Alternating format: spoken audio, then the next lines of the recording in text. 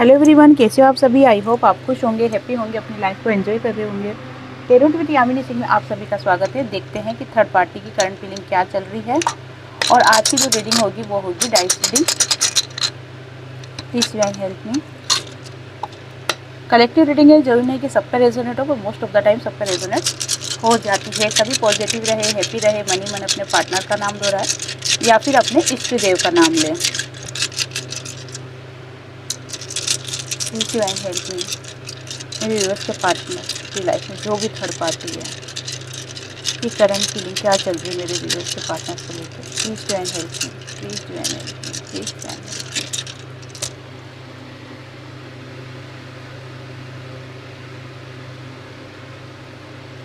Okay,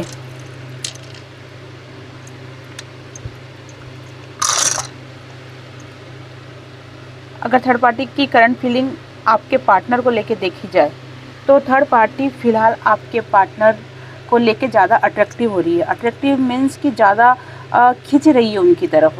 अब ये खिंचाव क्यों हो रहा है? ये खिंचाव होने के दो कारण दिख रहे हैं। पहला कारण ये है कि जब आपके पार्टनर थर्ड पार्टी को ज़्यादा इग्नोर कर रहे हैं या फिर ज़्यादा ध्यान नहीं दे रहे हैं या फिर अपने हाल में ज़्यादा मस्त रह रहे हैं, तो ये चीज़ थर्ड पार्टी को कहीं ना कहीं बर्दाश्त नहीं हो रही है और इसलिए उनकी जानकारी निकालने के लिए उनसे वो ज़्यादा क्लोज आ रही है या फिर उनके बारे में ज़्यादा जानने की कोशिश कर रही है या उनसे अट्रैक्ट हो रही है वो कि ये ऐसा क्यों कर रहे हैं। दूसरा कारण ये दिख रहा है कि थर्ड पार्टी आपके पार्टनर को जस्ट कुछ फाइनेंशियली प्रॉफिट हो रहा है, जिस प्रॉफिट के कारण से थर्ड पार्टी आपके पार्टनर के प्रति अट्रैक्ट हो रही है। ठीक है, क्यों?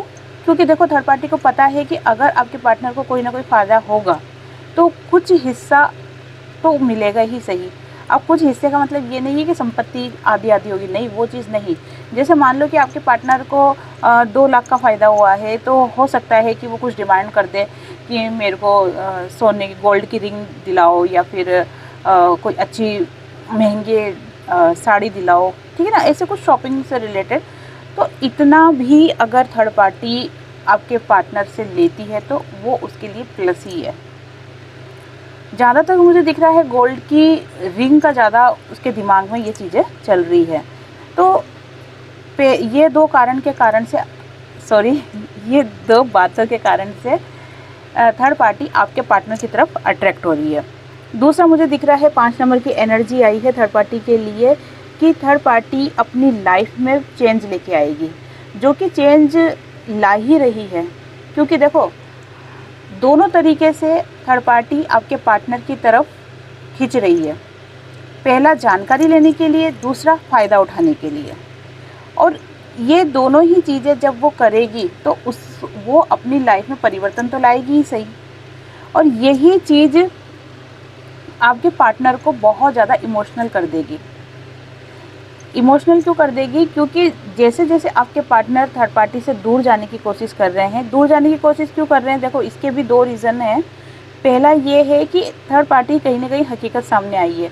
दूसरा रीज़न ये है कि आपके पार्टनर खुद के करियर पे ज़्यादा फोकस है और कुछ के पार्टनर आपके ऊपर ज़्यादा फोकस है। एनर्जी, जैसे आपको पता है, कलेक्टिव रीडिंग है ये। कुछ एनर्जी किससे रेजोनेट होगी, कुछ एनर्जी किससे रेजोनेट होगी। तो किसी में तो दिख रहा है कि करियर पे ज़्यादा फोकस है और किसी में दिख रहा है कि आपके ऊपर ज़्यादा फोकस है। लेकिन जब थर्ड पार्टी का नेचर आपके पार्टनर को लेके बदल रहा है और ऐसा बदल रहा है कि जैसे थर्ड पार्टी आपके पार्टनर को ये शो कर रही है कि मेरे सब कुछ आप ही हो, है ना, आपके सिवा कोई है ही नहीं मेरा। इमोशनल होना, बहुत ही कह सकते हैं कि प्योर सोल बनने की कोशिश कर रही है वो। और ये चीज़ कहीं ना कहीं आपके पार्टनर को अट्रैक्ट कर रही है। वापस से आपके पार्टनर का मन एक तरीके से पिघल रहा है, इमोशनल हो रही है वो, इमोशनल हो रहे हैं वो। वैसे थाती पे आपको फोकस नहीं करना है, एनर्जी पे फोकस करना है। वो इमोशनल हो रहे हैं कि ऐसा नहीं हो जाए कि मैं वापस इनकी तरफ खींचने लग जाऊँ। ये डाउट आपके पार्टनर को भी हो रहा है। वो अपनी लाइफ में स्टेबिलिटी चाहते हैं, क्योंकि पिछला जो उनका समय रहा है वो काफ़ी कह सकते हैं अद्दरजुल वाला रहा है।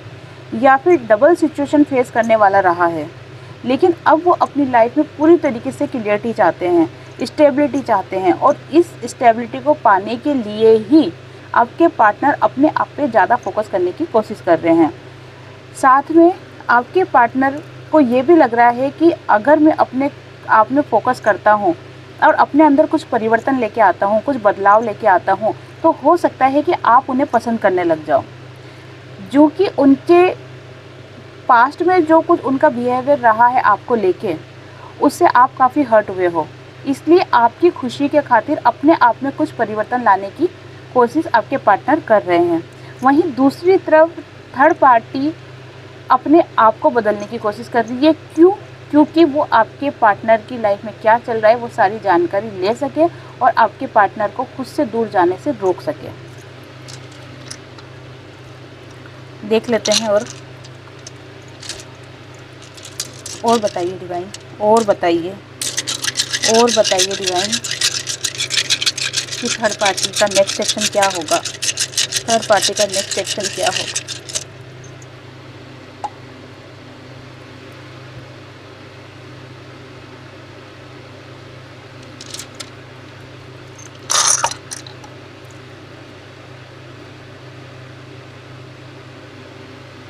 तो थर्ड पार्टी का नेक्स्ट एक्शन अगर आपके पार्टनर को लेके देखा जाए ना, तो थर्ड पार्टी चाहे कितने भी एक्शन ले ले, लेकिन उसको एंड में रहना अकेला ही है। थर्ड पार्टी, ये उन थर्ड पार्टी के लिए बात हो रही है जिन्होंने चीटिंग करके आपके पार्टनर को अपनी तरफ खींचा है। जो फैमिली से रिलेटेड है, जिनके जैसे पेरेंट्स है या फिर यार दोस्त है, उनके लिए ये सिचुएशन थोड़ी सी अलग है। उसके अंदर कहीं ना कहीं आपके पार्टनर अकेलापन फील करेंगे।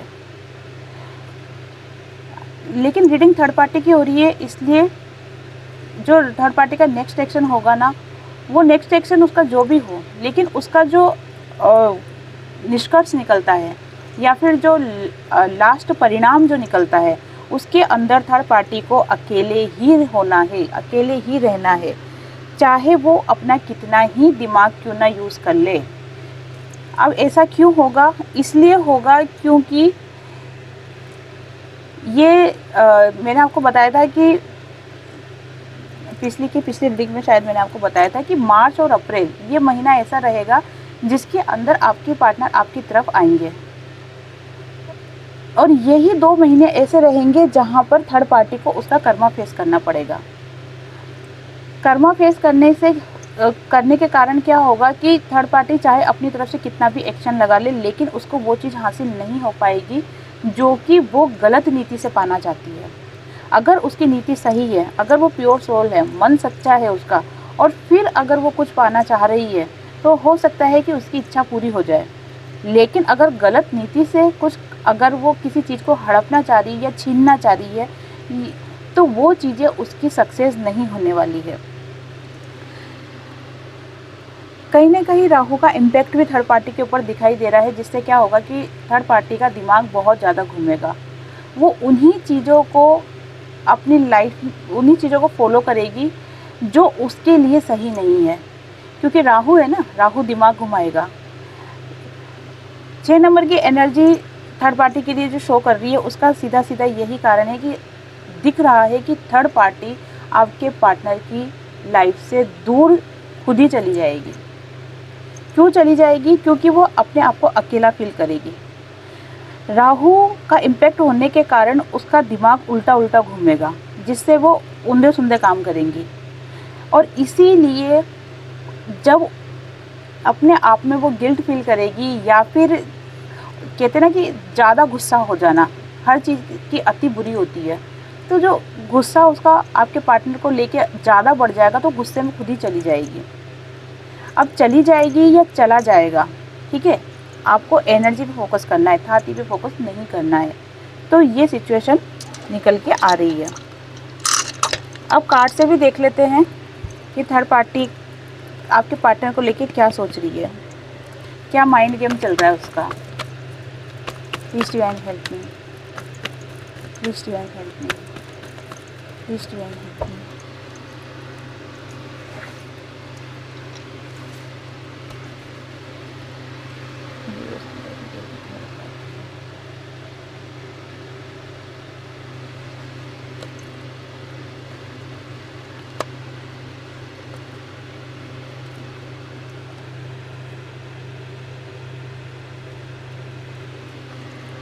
जैसे कि मैंने आपको बताया था कि राहु के असर के कारण से उस थर्ड पार्टी की बुद्धि उल्टी घूमेगी। वही चीज़ कार्ड से भी निकल के आई है कि थर्ड पार्टी का जो आने वाला 2 महीने हैं, अप्रैल और मई, ये 2 महीने थर्ड पार्टी को बहुत ज़्यादा खुद के अंदर ही संघर्ष करवाएगा। संघर्ष कैसा कि स्थितियाँ उसके विपरीत रहेगी और थर्ड पार्टी को गुस्सा बहुत ज़्यादा आएगा। चारों तरफ से एक नेगेटिव न्यूज़ आएगी। होता है ना कि जैसे किसी की रिश्तेदार की खबर सुनी तो वो भी बुरी खबर सुनी, खुद के काम के लिए अगर किसी चीज़ के लिए वेट कर रही हो तो उसमें भी बैड न्यूज़ आ गई, है ना। तो जिससे क्या होगा, थर्ड पार्टी का दिमाग और ज़्यादा गुस्से वाला होगा या फिर दिमाग उलझा हुआ रहेगा या घूमेगा। और हवाएं विपरीत चल रही है क्योंकि मैंने आपको बताया है कि ये जो 2 महीने कहीं ना कहीं थर्ड पार्टी को कर्मा मिल रहा है, आपके पार्टनर को भी मिल रहा है, लेकिन आपके पार्टनर के पीछे आप हो। कहते हैं ना कि पत्नी का आधा पुण्य पति को अपने आप ही लग जाता है। जैसे मान लो कि आपने एकादशी का व्रत किया है ना, लेकिन उस एकादशी के व्रत का जो आधा फल है वो अपने आप ही आपके हस्बैंड को लग जाएगा। वैसे ही तभी तो अर्धांगिनी कहा जाता है। अर्धांगिनी क्यों कहते हैं, इसीलिए तो कहते हैं। तो यही चीज़ दिख रही है कि आपके पार्टनर के पीछे आपका सपोर्ट है, जिसके कारण क्या है कि आपके पार्टनर को इतनी चीज़ें फेस नहीं करनी पड़ेगी, लेकिन थर्ड पार्टी को ये चीज़ें फेस करनी ही पड़ेगी। जो भी कार्मिक सर्कल आपके और थर्ड पार्टी के बीच में है, आपके पार्टनर और थर्ड पार्टी के बीच में है, वो कार्मिक सर्कल कंप्लीट हो जाएगा। फिलहाल अगर देखा जाए थर्ड पार्टी को तो वो बहुत ही ज़्यादा परेशान दिख रही है, या फिर ये कह सकते हैं कि आप थर्ड पार्टी में बिल्कुल एनर्जी रही नहीं है।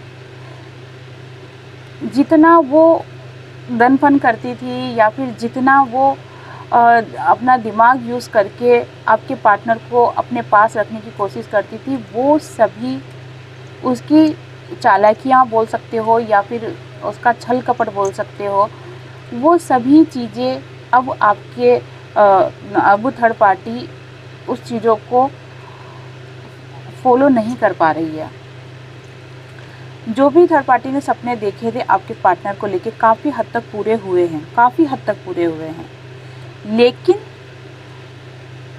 गलत चीज़ हमेशा के लिए परमानेंटली पूरी हो जाए ये तो इम्पॉसिबल है।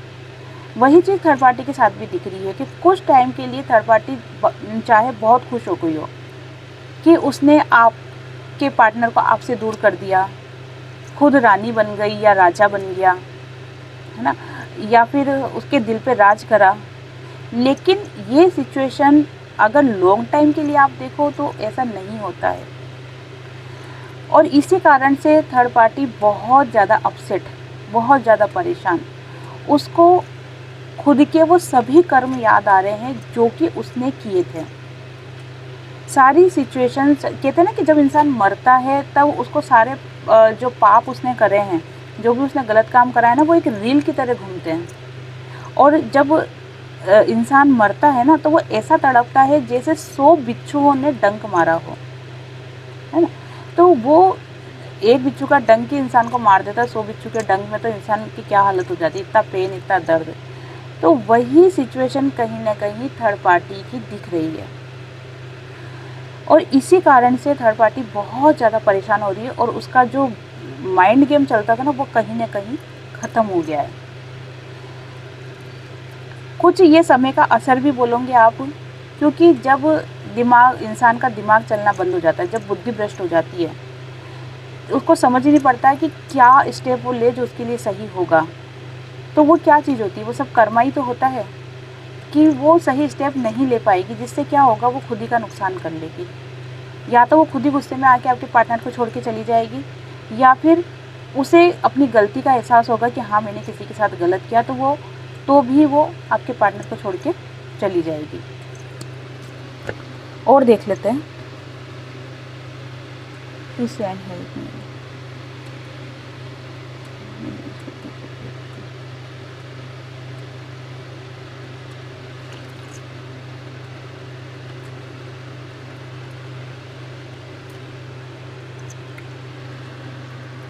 देखो थर्ड पार्टी की अगर एनर्जी देखो ना, तो एक तरीके से तो इंसान बेचारा बेबस मजबूर इस टाइप का नहीं हो जाता, वो एनर्जी कहीं ना कहीं निकल के आ रही है। क्योंकि थर्ड पार्टी बहुत ज़्यादा सोच विचार कर रही है, उस समय को, उस पल को याद कर रही है जहाँ पर आप और आपके पार्टनर आपके पार्टनर और थर्ड पार्टी ये दोनों बहुत ही ज़्यादा एक दूसरे के साथ खुश थे और खुशियों वाली जीवन जी रहे थे। इनको हर जगह सक्सेस ही सक्सेस मिल रही थी। ये जो पास्ट के जो पल है ना, ये थर्ड पार्टी को बहुत ज़्यादा याद आ रहे हैं। फ़िलहाल की करंट एनर्जी देखी जाए तो आपके पार्टनर के ऊपर बहुत ज़्यादा शंका कर रही है और उसको लग रहा है कि जैसे आपके पार्टनर खुद में ही ज़्यादा फोकस हो गए हैं, अब वो उसकी तरफ इतना ध्यान नहीं दे रहे हैं और इसी कारण से उसको आने वाले समय में ये रिश्ता टूटता हुआ, ये रिश्ता ख़त्म होता हुआ दिख रहा है, जो कि होगा भी। अगर थर्ड पार्टी और आपके पार्टनर का कर्मा गलत है और कार्मिक बंधन है तो वो टूटेगा ही, उसको कोई भी नहीं जोड़ सकता है। एक मेरे पास कमेंट्स आया था कि वाइफ हमेशा ट्रू लव रहती है और जो बाद में आती है वो थर्ड पार्टी रहती है। ऐसा होता है क्या? किसी ने मुझसे ऐसा कमेंट्स किया था, तो मैं उनको बता देती हूँ कि कई सिचुएशन में ऐसा होता है कि कार्मिक से शादी हो जाती है। कई सिचुएशन में, सभी सिचुएशन में नहीं बता रही हूँ मैं, कुछ सिचुएशन में ऐसा होता है कि कार्मिक से शादी हो जाती है, जिसके कारण से क्या होता है कि उन दोनों के बीच में बहुत ज़्यादा प्रॉब्लम्स आती है, बहुत ज़्यादा प्रॉब्लम फेस होती है, उनकी बनती ही नहीं है बिल्कुल भी। लेकिन कार्मिक बंधन है जो पास्ट लाइफ का जो लेके आए हैं, तो उस वजह से वो दोनों एक दूसरे से जुड़े हुए रहते हैं। लेकिन जब वो बाद में कोई आता है और उससे अगर सोल से सोल मिलती है या फिर उनको लगता है कि हाँ ये ट्रू लव है, तो कहीं ना कहीं वो ट्रू लव होता है। डिपेंड करता है कि आप कौन सी जर्नी में हो, डिपेंड करता है कि आपका क्या कर्म है, आपके पार्टनर के साथ क्या कौन सा बंधन है, कौन सी जर्नी में हो आप, पास्ट लाइफ में आपके क्या कनेक्शन रहे थे। ये अगर कुछ क्लियरिटी अगर चाहिए तो उसके लिए पर्सनल रीडिंग करवानी पड़ेगी। लेकिन इसका जवाब यही है कि हर बार ऐसा नहीं होता है कि वाइफ ही ट्रू लव हो और अदर रिलेशन थर्ड पार्टी हो, नहीं, ऐसा नहीं होता है।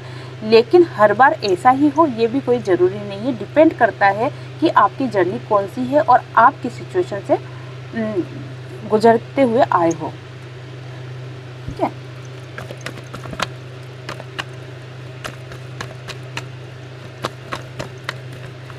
हमें मेरे व्यूअर्स के एनर्जी देख लेती हूँ थोड़ी सी, क्योंकि काफ़ी टाइम से आप लोगों की एनर्जी नहीं देखी है। 2 पाइल रखूँगी, पाइल नंबर 1, पाइल नंबर 2। जो भी पाइल आपको आपकी तरफ अट्रैक्ट कर रही है उसे चूज़ करें। ओके, जिन्होंने भी पाइल नंबर 1 चूज़ करी, देखते हैं कि मेरे व्यूअर्स की लाइफ में अभी क्या चल रहा है। ओह, देखो मेरे व्यूअर्स की लाइफ अगर देखी जाए ना तो अभी थोड़ी सी डिस्टर्ब दिख रही है मेरे को। जिन्होंने भी पाइल नंबर 1 चूज़ करी है, बहुत ज़्यादा स्ट्रगल चल रहा है आपकी लाइफ में और बहुत ज़्यादा आप अपने आप में पुरानी सोच विचार में जा रहे हो। आपको ऐसा लग रहा है कि जैसे जीवन बहुत ज़्यादा कठिन हो गया है, कोई काम आपका बन नहीं रहा होगा या फिर बन भी रहा होगा तो बहुत मुश्किलों से बन रहा होगा। ये सिचुएशन आपके साथ अभी इन दिनों गुजर रही है, जिसके कारण से आपको काफ़ी अनुभव भी हो रहे हैं और काफ़ी परेशान भी हो रहे हो, दोनों चीज़ें। देखो, जब कोई बुरा समय हमारी लाइफ में आता है ना, तो वो हमको कुछ सिखा कर ही जाता है। जब हमारी लाइफ में कुछ ऐसी घटनाएं घटित होती है जो हमें पसंद नहीं आ रही है, तो वो भी हमें कुछ सिखा कर ही जाती है। ऐसा नहीं है कि कोई सिचुएशन हमारी लाइफ में आई हो तो वो टोटली वेस्ट हो। तो एक तरीके से ये जो सिचुएशन आपकी लाइफ में आ रही है ना, ये आपको कहीं ना कहीं मजबूत बना रही है। भला ही आपको रोना आ रहा है, भला ही आप परेशान हो, लेकिन ये सिचुएशन आपको खुद के अंदर स्ट्रॉन्ग बना रही है और यही स्ट्रॉन्ग पना आपका आगे चल के आपको सक्सेस दिलाएगा। आज जो आप अपने आप में खुद को जोड़ रहे हो ना, ये अपने आप को जो आप ठोस बना रहे हो, ये आगे चल के आपको आपकी लाइफ में आपको उच्च लेवल तक पहुंचाएगा, सक्सेसफुल बनाएगा। 4 नंबर की एनर्जी है जो कि स्टेबिलिटी को दर्शाती है, लेकिन स्लोली धीरे धीरे, और वो धीरे धीरे दिख रहा है कि आप अपनी लाइफ में बहुत ज़्यादा स्ट्रगल कर रहे हो। गाइडेंस देख लेते हैं प्लीज़ डिवाइन, जिन्होंने भी पाइल नंबर 1 चूज़ करी है उनको आप क्या गाइडेंस देना चाहते हो। प्लीज़ डिवाइन हेल्प मी, उनको आप क्या गाइडेंस देना चाहते हो। प्लीज़ डिवाइन हेल्प मी, उनको आप क्या गाइडेंस देना चाहते हो।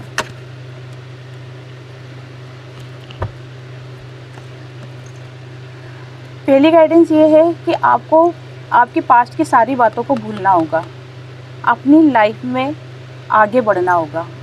जब आप अपनी लाइफ में आगे बढ़ना स्टार्ट करोगे ना, तो आपकी लाइफ में एक उजला सवेरा है, खुशियाँ हैं, ग्रोथ है, सन है।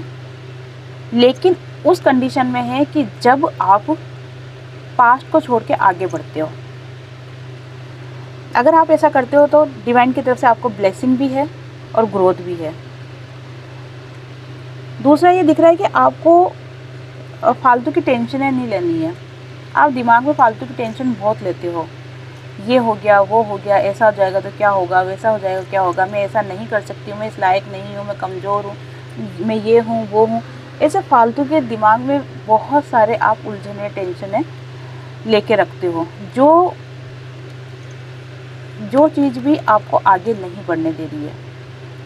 अगर इनके लिए रेमेडी देखी जाए तो एक आप मंगल की रेमेडी करो, और अगर आप मंगल की रेमेडी नहीं कर सकते हो, क्योंकि थोड़ा सा जब हनुमान चालीसा करते हैं तो कुछ नियमों को फॉलो करना पड़ता है।